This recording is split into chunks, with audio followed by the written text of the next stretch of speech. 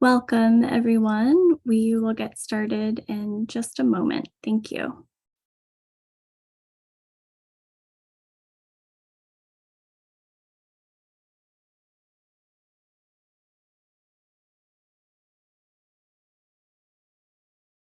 Good afternoon, everyone. Thanks for joining us this afternoon. We are excited to get going once again. For today's session, we have interpretation available, including our ASL interpreters who you should be able to see on screen, including if you're joining us on Facebook. Here's a visual guide of how to change the language channel if you need it. We have Vietnamese interpreter, Cantonese, and Spanish. We are having a little bit of difficulties with our Russian interpreter, but as soon as they join us, we will let you know through the chat message here, and we'll also make an announcement.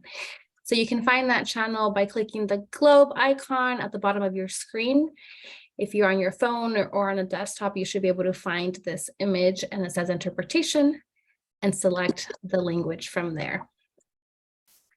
Our Spanish interpreter had to reconnect, so she'll be right back in a minute or two if you're not able to switch over right now. You don't see that there, she is back on her way. And our colleague Allison will let us know when Spanish is back on. For today, we have 3 bullet points here for our agenda. We are now officially the Department of Early Learning and Care. Our last provider information session was, I believe, in May. So that was about 2 months before we officially transitioned to DELG, which was on July 1st. So we have some updates and information to share here around this about the launch. Second is some updates regarding employment related to daycare, ERDC. There is lots to share here, and we have some knowledgeable folks to give us updates. And lastly, general agency and program updates. As you know, there is always lots of information to share and timely, so we like to keep this one a little bit more broad and general, so we can bring to you what is most what is our most updated and news in information. We do have our Spanish interpreter back online, so if you need that, please go ahead and select that interpreter channel. I'll go ahead and transition us over to the launch of the Department of Early Learning and Care, also known as DELG. And hand it over to our director, Alyssa Chatterjee. Welcome this evening once again. Mic is yours. Thank you, Karina. Good evening, everyone. As Karina mentioned, last time we spoke with you, we were still in the final stages of transitioning from the Early Learning Division to the Department of Early Learning and Care. So as of July 1st, we are a separate agency continuing to work closely with the Oregon Department of Education, but separate and distinct as DELG. This mission and vision may look familiar to some of you. Hopefully some of you saw versions of this in flash surveys and different engagements we did over the last 1.5 years. But our mission as DELG is to foster coordinated, culturally appropriate, and family-centered services that recognize and respect the needs of all children, families, and early learning and care professionals. And our vision at DELG is that all children, families, early care and education professionals, and communities are supported and empowered to thrive. And our goal is to make sure this mission and this vision really drive the work here at the Department of Early Learning and Care. And you can go to the next slide. So what's changed and what's the same? There's a lot of new things. We have a new name, obviously, new email addresses. Folks should have seen that changing around June.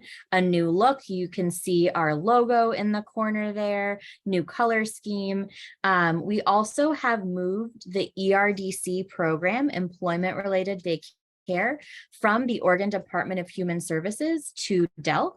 Families can still apply for and will receive benefits through ODHS, so continuing to work closely and partner, but we oversee the program now.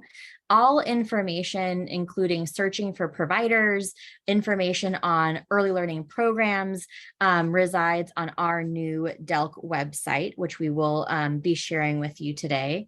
We also launched a new awards management system. So if any of you receive funding from us through things like Preschool Promise, you're familiar with EGIMS. If you're still closing out last year's work, you'll use that system, but for any new funding, you'll now be using our awards management system. Hopefully you've been able to attend some of the trainings and have been able to poke around and learn about that new system, which will continue to grow and develop over the next year. But a lot's the same too. So all early learning and care programs that were under the early learning division, like Preschool Promise, Oregon Prenatal to Kindergarten, Relief Nurseries, Healthy Families Oregon, this work came over with us as DELC. Customer service phone numbers stay the same. You don't need to worry about updating any phone numbers. Billing forms and payment processes for ERDC remain the same. There are no changes in the creation of DELC that affect licensing, inspections, and background check processes. And again, families can continue to apply for and receive employment-related daycare benefits through ODHS. Next slide. So when we think about DELC, one of the opportunities that we had was to look at our organizational structure. And I'm really excited that our leadership team is here with us this evening. So this is sort of a quick view of the work that sits in the Department of Early Learning and Care. We have strategic communications. We have an entirely new division under our Chief Operating Officer. This is where you see procurement, which many of you have interacted with, grants work, IT, project management. This is sitting in our operations division. The Chief of Policy and Research oversees research and evaluation, oversees our federal funding for childcare, as well as works with our Early Learning Council and the legislature. And this is also where subsidy suspensions came over. Our Deputy Director and Chief of Programs, this is currently a vacant position, but this is a section, a division of our agency that is probably most familiar. This is where you see the work of early learning hubs, childcare resource and referrals, Preschool Promise and other programs. And it is where our employment-related daycare program has moved to. And then childcare licensing, we will speak to this in more depth, but what was formerly known as the Office of Childcare, now the Childcare Licensing Division, remains with us in the Department of Early Learning and Care. Next slide. So we wanted to introduce you to our leadership team. I'm Alyssa, and I'll kind of go through a little bit of my background, and then we have the rest of our team here to introduce themselves to you this evening so you can get to know us a little bit better as we start this journey together as the new Department of Early Learning and Care. Next slide. So I am Alyssa. I am the Early Learning System Director for the Department of Early Learning and Care. And if you go to the next slide, there's a little bit about me. I actually previously worked for the Early Learning Division in a few different roles. I first joined in 2012, and I came back in 2021 as our Early Learning System Director and took a break in between to go work for Governor Kate Brown as her Early Childhood Policy Advisor. So I have never strayed far. But I'm very excited to be here in this work and to be working with you all as the director as we become the Department of Early Learning and Care. And I will hand it over to my colleague, David, to introduce himself. Good evening. Thank you for having us this evening. As Alyssa said, I'm David Mandel. I'm the Chief of Policy and Research at DELC. I've now been working with ELD and DELC for almost a decade. And also about 18 years now working on early care and education policy, including some time working for the Children's Institute. Alyssa already shared with you a little bit about my team. So I lead the Policy and Research Division. That includes working with the legislature, answering and analyzing questions about bills, analyzing their impact, also working with our Early Learning Council that's responsible for creating and adopting our state early childhood plan, Raise Up Oregon. They're also our rulemaking body, so childcare licensing rules, rules for employment-related daycare, will all go through the Early Learning Council, and my team will also support some of that work as well. And we also, our team also works on administration of the Child Care Development Fund, as well as leading research work for the division. So analyzing data, but also conducting surveys so we can understand what's working well, what's not working well, and where there's areas to improve services for children, families, and for childcare providers. And with that, I will hand it off to my next colleague. I'm not sure, I can't remember who's on the list next. Good evening, everybody. My name is Alicia Gardner, and I am the Child Care Licensing Division Director. I've also been here for a few years. I'm in my 8th year working at Office of Child Care / now Child Care Licensing Division. I started this work as a licensing specialist, and I've also worked and served as a regional manager in our field office that serves Washington County. And prior to that, I've been a certified center director, preschool teacher. I've worked in an NAFCC accredited certified family home. And so I have a strong commitment to support educators, families, children in creating healthy and safe learning environments. And I'm dedicated to supporting spaces where children are cared for in partnership with Oregon's childcare providers. And really just honored to be serving in this role every day, and humbled by just how amazing the childcare providers are that we work to serve every day and ensure that they have everything they need for children to be healthy and safe in their spaces. So appreciate being here. It's nice to be here with you all tonight, and I'll pass it on to my colleague, Heather. Good evening. Thanks for having us here today. It's great to be able to come and introduce some behind the scenes folks that you don't normally get to meet. I'm Heather Thomas. I'm the HR director. I have just over 27 years of public service in state government, but I've only been in the early learning division for a couple of years now. So I joined in September of 2021. I lead a group of 9 on our HR team, where we provide support to our staff and our workforce around recruitment and retention, HR policy, labor relations, and special things like special leaves, ADA accommodations, and then we also work through workplace investigations as needed. Happy to meet you all.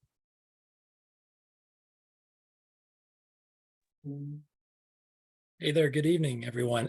I think I'm next. So nice to be here with you tonight. My name is Cooper Brown. I am the Chief Operating Officer for DELC. And unlike the rest of the leadership team, I've been here for not so long. I joined DELC ELD back in February of this year. So I've been here for 6 or 7 months now. And prior to that, I was with the state as ODOT's, the Department of Transportation's Assistant Director for Operations. Was there for a few years. And then prior to that, actually was in international policy back in DC, and have a military background prior to that.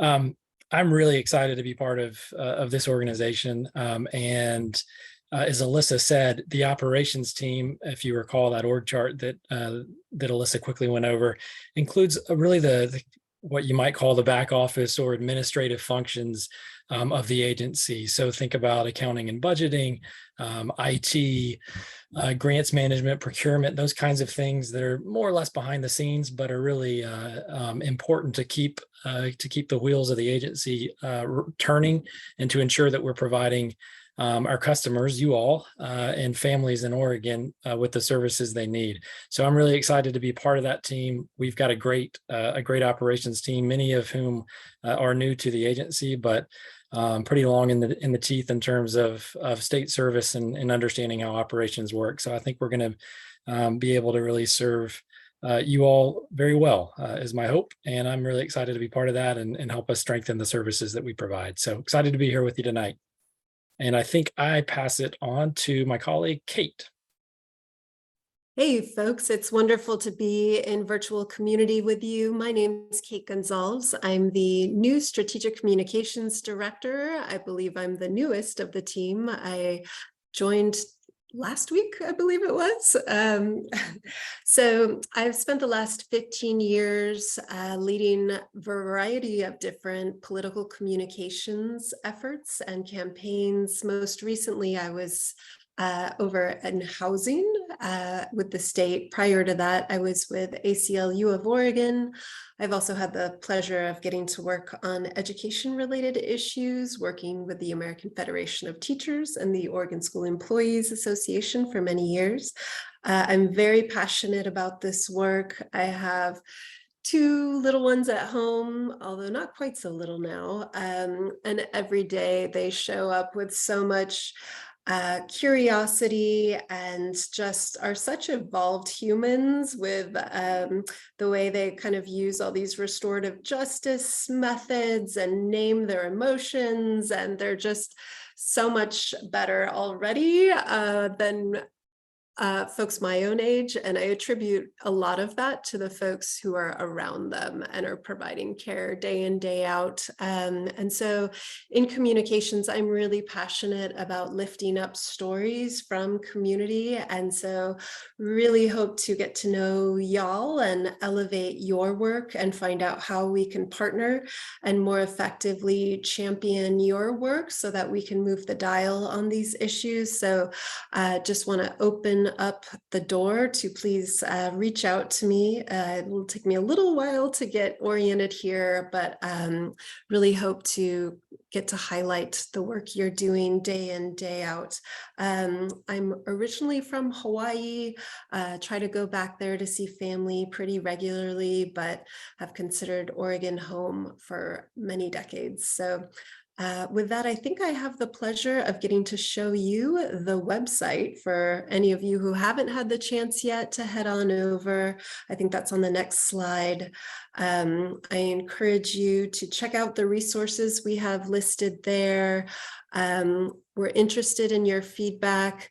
Again, we're getting a lot built up, which was part of the reason I was super excited to head over to DELC, is to be part of re-envisioning a whole new agency from the ground floor. But part of that will include website development as time goes on, but really want to make sure this is a hub of useful information for you all. So please, we welcome your feedback, and I will hand it over to whoever's taking the mic next. Thank you. Thank you so much, Kate. We will move on now after hearing from the entire executive team. Thanks for joining us this evening and sharing a little bit about yourself, your work, and your background. We will transition at this point to the next item, which is updates on employment-related daycare. And I believe we have Dorothy. I'm not quite sure who is taking on this slide from here on out. So Thanks, Karina. I'll kick us off and Okay. Dorothy will come behind me. So some of you may be aware, but there have actually been a lot of changes made to the employment-related daycare program over the last 2 years. The legislature passed a bill in 2021, House Bill 3073, that actually created the Department of Early Learning and Care, moved the ERDC program into this agency, but it also made a lot of changes to ERDC. And we have been working on implementing those changes since 2021. We've seen co-pays reduced and capped at 7% of household income. We're now able to pay providers based on enrollment, not attendance for the program.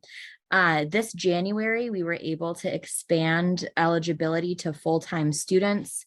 We shifted to part-time part-time and full-time childcare hours, expanded authorized medical leave, and we can now cover sleep hours for 2 caretaker households. And some of this might sound familiar. I know we talked to you all a lot this spring. This July was the last really big lift. We were able to implement protected 12-month eligibility and allow families who are enrolled in TANF to access ERDC.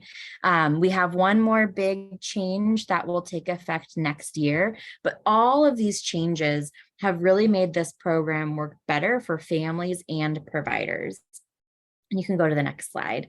So what that means is we've actually seen a lot of families enroll in the program very recently. We now have 14,000 families enrolled in ERDC statewide.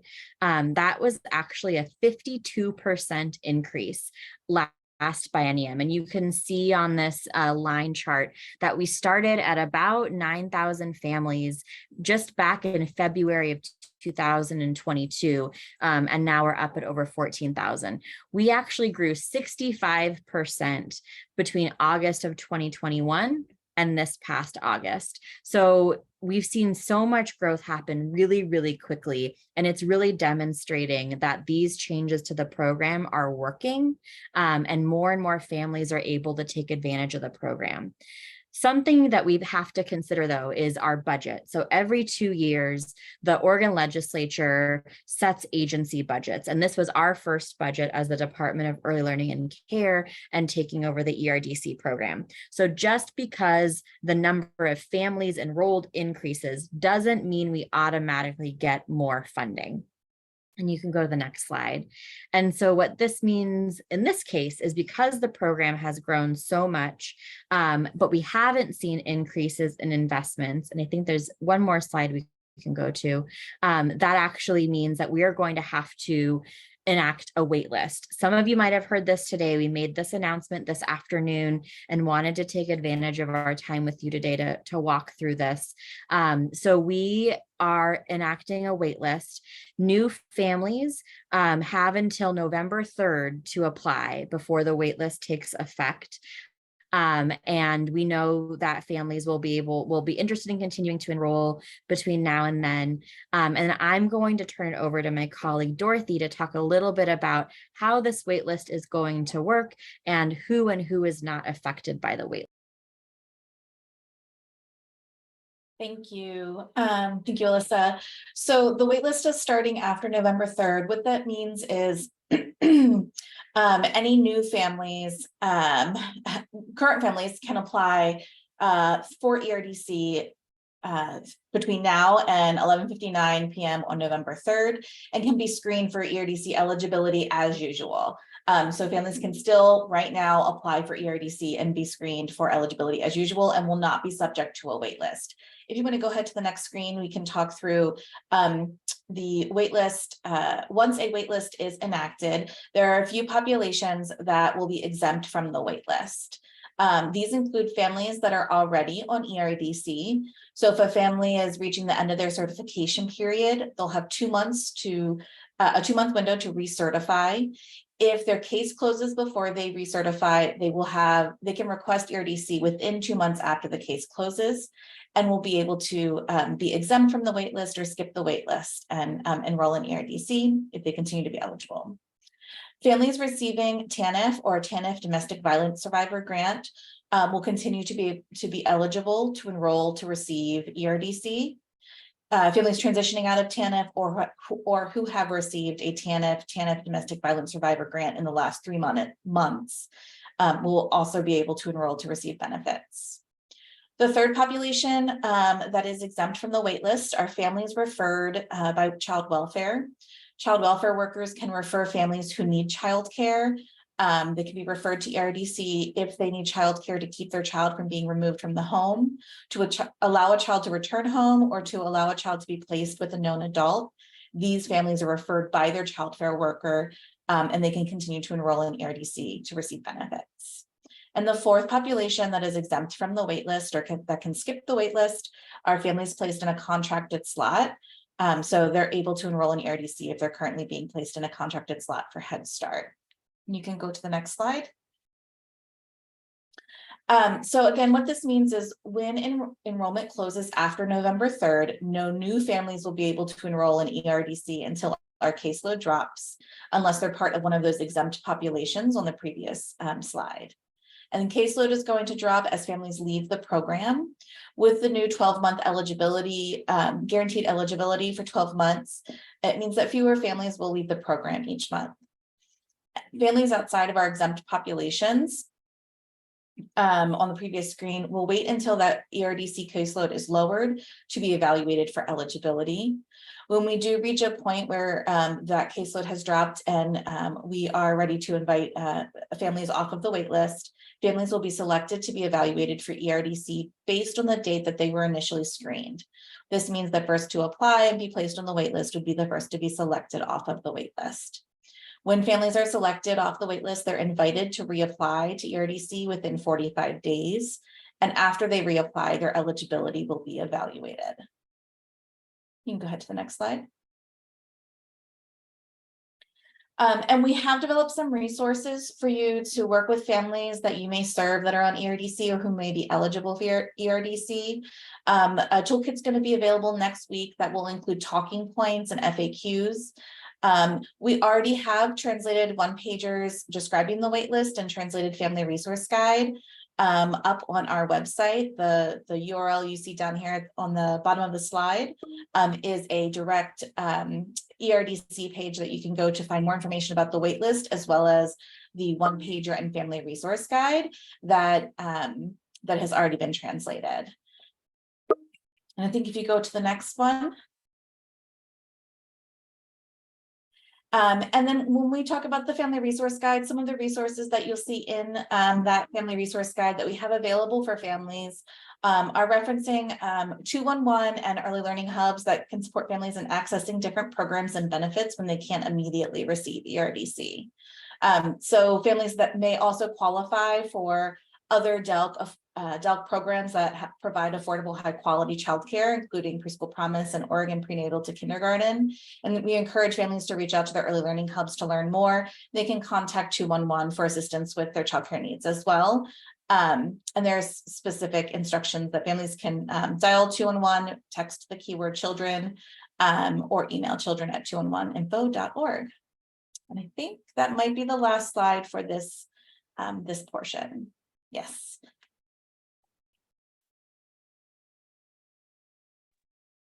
Thank you so much, Dorothy.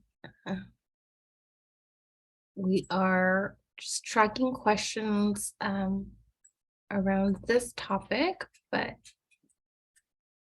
don't see any for this. So if it's okay, we'll go ahead and transition over to agency and program updates, and I'll let folks step in as the slides apply to them.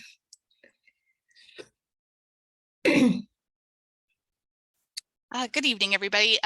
So I have the bulk of the updates this evening. We have had a lot of new changes for childcare licensing division, and the first really big one, which Alyssa mentioned earlier, is that we have a name change. So Office of Childcare is now called Childcare Licensing Division, and very soon, or maybe you've already seen, there are updates that are coming out to our documents, to the website, and you'll see these changes happen over a period of time where we are working on updating all of the TA docs, the technical assistance documents that we have out there for you, so you can get help for licensing compliance. All of those things are in the works and getting changed over to our new name, Childcare Licensing Division. So why did we change our name? Well, we wanted to ensure that we had common terminology across the DELC organizational structure, which was shown to you in an earlier slide. And then also just recognizing that in putting childcare licensing at the division level, we are increasing the visibility and recognition for such an important part of our system for early care. This lifting to a division level from an office level will help with that function within our organization. Additionally, we added the term licensing within our division Just to clarify the role, we used to be called Child Care Division long time ago, about over 10 years ago. Then we moved to Office of Child Care, but now we're Child Care Licensing Division in order to clarify exactly our role and our purpose within the overall structure of DELC. One important thing to note about this name change is that the role and functions of Child Care Licensing Division are the same. So there is no action required from you on your end regarding this change, although we do have a new customer service email, which I'll share with you in a few minutes. Even if you use our old customer service email, we have it set up to forward to our new email. So there is no action needed from you at this time, except for to know that we have a new name. Next slide. Okay, one of the really big things that we've accomplished in this last year is that we do have a brand new revision of certified center rules coming your way soon. In June, the Early Learning Council adopted these rules to apply to certified childcare centers. However, they do not take effect until January 1st, 2024. So we still have a few more months as we are ramping up our implementation phase of these rules, and part of that implementation phase does include training for childcare directors, center owners, and center staff. It is recommended that if you fall into one of those categories and you are interested in learning about the new certified center rules, you can start that today. We have the new rule set posted on our website, and you are able to review that now. We recommend that you take a look and you start reaching out to your licensor if you have any questions related to the things that you're seeing. Next slide, please. Here to note that we do, I've highlighted here a few key changes of what the rule set looks like, but I will also note that this is a major revision of the rule set, and you will find that we have used the guiding principles of clarifying our CCLD policies and practices and procedures more clearly in rules, so there is less room for interpretation. And also we have applied our standardized interpretations on how we look at a rule and put it straight into the rule language. So that way it will be clear for both childcare licensing and for center directors and center staff. Some of the key changes that you will see in this new rule set do relate to the position, qualifications, and duties.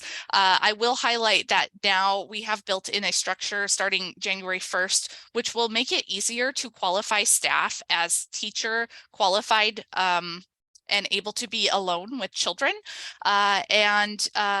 We also have included a teacher mentoring model in which aides may serve as teachers as long as they are as long as center directors are following the model, which is laid out in the rule book. We know that staffing is really challenging at this time in certified centers, and so we have put together a standardized exception, which would allow you to take advantage of this new portion of the rules related to position qualifications and duties, and you can do that today. So in order to for you to do that, all you would have to do is send an email to your licensing specialist and state that you wish to operate using the new position qualifications and duties. Some of the other key changes you'll see in our new rule set is that we have added a new ratio table for mixed age groups for any time that you have 16 or less children on site. And so this will allow for very small centers to operate with mixed age groups without having to separate the children by age. And then also for our very low enrollment days, I'm thinking about holiday weeks and things like that, you will be able to reduce your staff model in order to have all children in one room or one space at 16 or less. And that ratio table is modeled after our certified family ratio table, if you're familiar with that. We now have a micro center model built in for our rule set. We also have worked to reduce duplicative requirements for programs that operate in public schools. And we have built in some flexibility in facility requirements to allow for caring for younger age groups. And certainly a lot more. If you move to the next slide, I have some resources on where you can get more information on center rule revision. So again, the first place you can go is to our website. You can find a copy of the new rules there, as well as the position qualifications that I talked about earlier.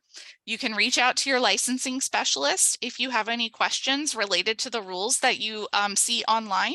And then the last thing is that we will be offering information sessions and webinars on the Certified Center Rule Revision. So if you are interested in that, look for that coming towards the end of November. We will be putting out communication in our childcare updates out to, so you can register and join us in a webinar format there, where we will cover more content about what is within these rules. In addition, we will also be recording some informational videos. We're creating a series that will be on YouTube on our channel, and they will be very short in length. So, 5 to 10 minutes tops, where you can learn about the new Certified Center requirements when it works for you and your timeline in your busy day. You can catch little bits and pieces as you go throughout. And if that format works for you, we will have those available for you as well prior to January 1st launch. Next slide, please. Okay, so I did want to provide an update on our central background registry. As some of you may know, last fall we experienced a significant backlog in the amount of applications we received and the amount of time it took to approve the large quantity of applications that came at us in the fall. As you can see here, I've shared some data on kind of where we're at and where we've been in the past. So in August of 2022, we had received 2,731 applications. We received the same amount roughly in January. And then this August, we have received 3,491 applications. So as you can see, our application numbers are still going up. However, I will point you and direct you to the second row where we talk about approval times. So in August of 2022, we were approving applications. All applications that were getting approved within 4 weeks or less. 65% of the time. In January, which was the peak of our backlog, we were at a 26% rate of approval within 4 weeks or less. And now today we are at an 83% rate of approval, which is quite high and indicates to us that we do not have a backlog at this time. And so if you do, often we receive questions about, well, if that's the case, then how come my application is taking a little bit longer? I did state this in our last information session, but I think it's worth repeating again that our CBR application process is a system of back and forth communication with the applicant. So if you are a center director or provider that is helping an individual apply to be in our central background registry so you can hire them, there are several tips that I can give you where it would be important to ensure that the applicant is aware so that the application process can go smoothly. So top tips I can give you today are, did the applicant ensure that everything is filled out in the application, including all vital information, a correct email address and mailing address, and a complete signature? If the applicant lists an out-of-state address as their primary or mailing address, they will not qualify for conditional enrollment, because we do not conditionally enroll individuals when they live out of state. So if they've already moved to the state, they need to provide an in-state in-state residence address in order to qualify for conditional enrollment. Did the applicant receive their fingerprinting letter and schedule an appointment? This is one that comes to us often, where we get calls where individuals are checking on their status and they haven't received the fingerprinting letter, or they haven't scheduled their appointment. So checking in with us on those things will help your application go quicker. And then in addition, if you can check your junk mailboxes and your email for the fingerprinting instructions. Sometimes we do end up in spam folders. And then ensure that you are using the code specific to you in the instructions is also a really important part of the fingerprinting process. We cannot accept fingerprints without that code. And then lastly, if you have resided out of state in the last 5 years, we do require an out-of-state background check. And so that is a separate process and a separate piece of paperwork that you will receive from us if you have noted that you have resided out of state in the last 5 years. And then lastly, if you're experiencing any blocks or barriers, we are always welcome and available to take your call. And so please use our 1-800 number if you're curious about a status of a background check application, and we can provide you a status update. And in addition, you can also shoot us an email there, which is on the slide. Next slide, please. Lastly, just wanted to note some upcoming engagement opportunities that are available. So we do have a Rules Advisory Committee, or what we call a RAC, R-A-C, coming up in relation to a new rule set, which will apply to all childcare facilities. These rules are going to be largely administrative in nature and talk a lot about our processes at Childcare Licensing Division.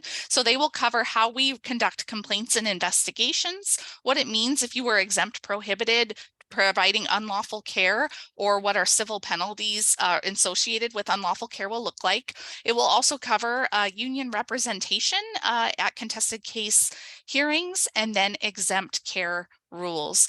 If you are interested in engaging with us on this deeper level, the application deadline is September 22nd, and you can go to that website there on the slide in order to apply, and you will be compensated for your time. In addition, we have some other engagement opportunities there on that website, one of which would be related to some recent legislation that has passed that we will be also running rules advisory committees on. So really encourage you all to get involved and engage with us on a deeper level. We love to hear from you. These RACs are really important for us to hear about how different rules can be applied, and looking forward to gaining the great feedback. And I think that is it for me.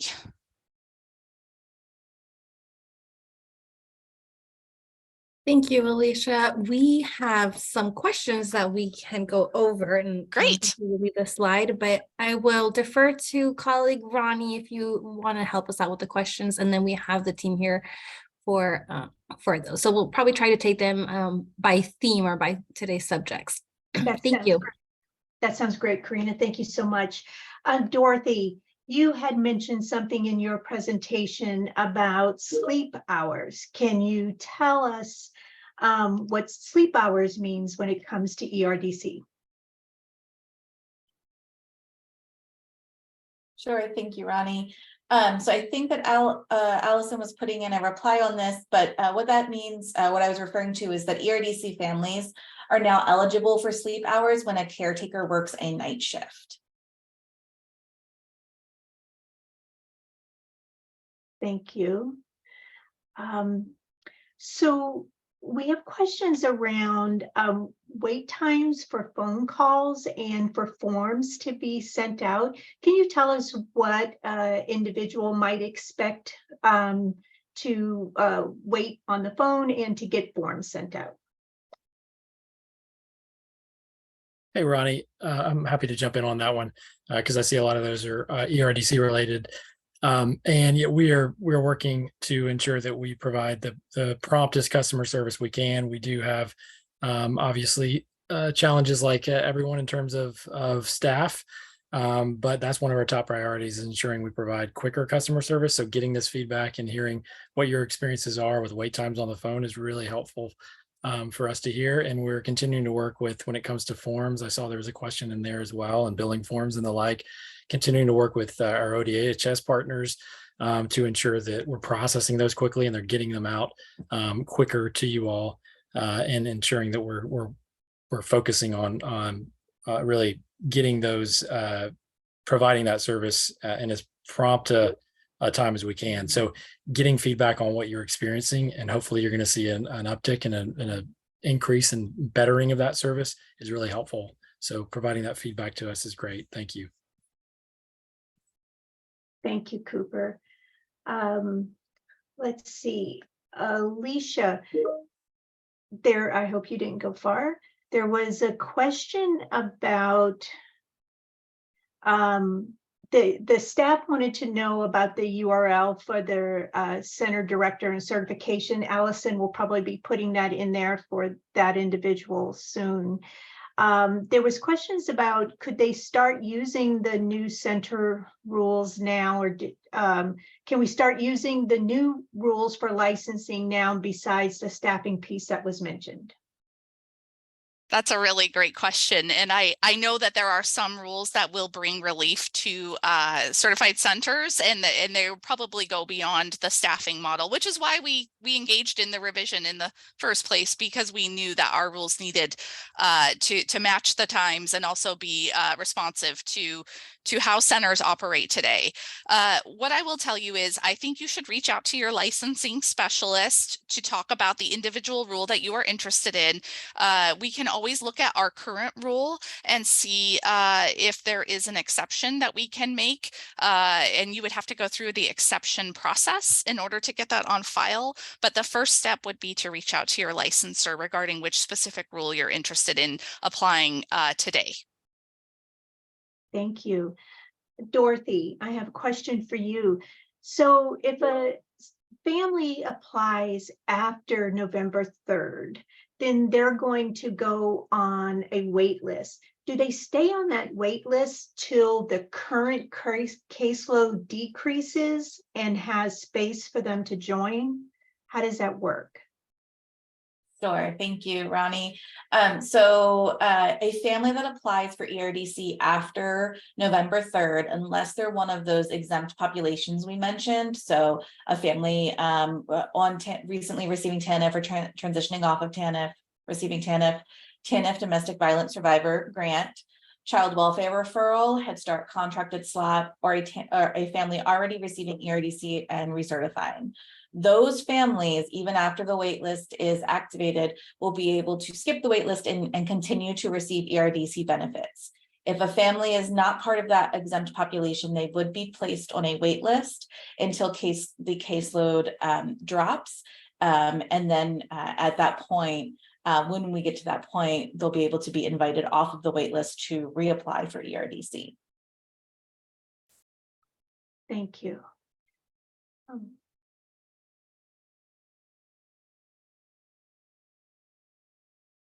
Let me see, I'm sorry there. So if there was a question, and I'm just going to generalize it a little bit. So if a family is qualified for, say, 108 hours a month, but they actually need more hours than that, will they be paying out of pocket during that time for those extra hours? Thank you for that question. I think I will have to get a follow-up answer on that particular one and go back to some of my child care policy analysts that can look a little bit deeper into that question. Thank you. And one more, Dorothy. If ERDC payment is enrollment-based and not attendance-based, why can't providers bill for days when they are closed for vacation? Thanks. I think this is another one where I'm going to have to go back and just verify with my child care policy analyst a response so that I can make sure that I am being as accurate as possible for folks. Okay, that sounds great. Thank you. Okay, let's see. I'm not quite sure. This might be either Alicia or Alyssa. Is DELF planning to update center COVID guidelines? We are seeing more cases. That's a really good question. Alyssa, let me know if you have anything to add to my answer. I'm just going to jump in. So as of this time, we do not have any updates from Oregon Health Authority, who really was the driver of the COVID related requirements during our state of emergency when the COVID numbers were just so high. So as of this time, we do not have any plans to update that guidance. And I hope that answers your question. Okay, thank you. Okay, and for the rest that we're not able to get through because of time, we'll be able to catch those up. We have the email addresses of those that asked.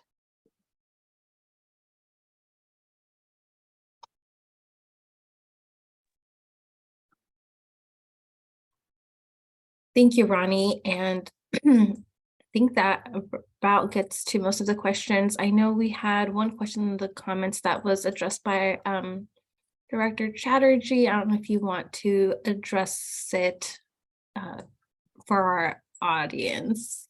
Yeah, happy to. There was a question around 21 million that had been allocated by the legislature in 2022, specifically for childcare capacity. Seating Justice received those dollars directly. So we as the Department of Early Learning and Care aren't involved in administering those funds. I was able to text a friend and ask for an update. And so I will share what they've said. They wanted me to pass along that the amount of interest and the applications received was huge. The committee is currently reviewing provider applications from phase 1 now.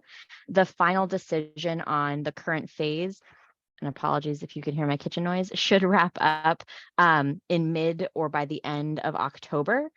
After that, the committee will see what resources remain and communicate to providers what the next steps are. It also sounds like the applications for grants from the Provider Services Fund should be reopening shortly, and we will drop these links out to you all if folks would like more information on the childcare capacity building grants through Seating Justice.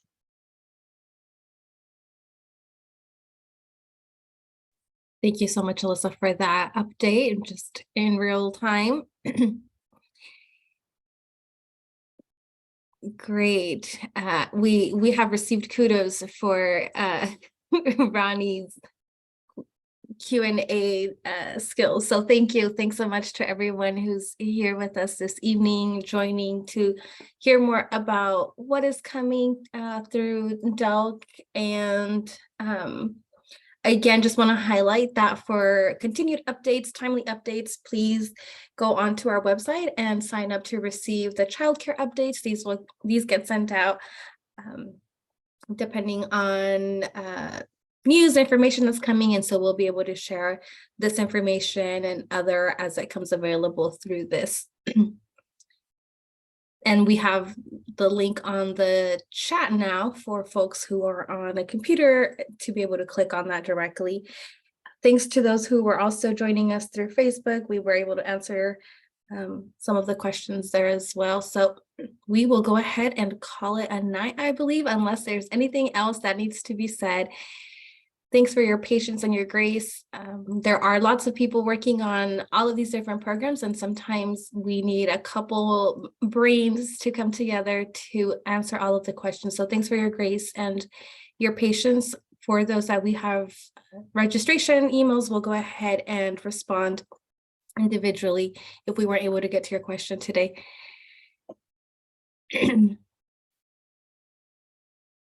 There's one question we saw on Facebook regarding the certified center rules. And for that person, if you're still listening, the rules go into effect on January 1st. So there's your update on that one. And thanks for joining us on Facebook. Thank you, everyone.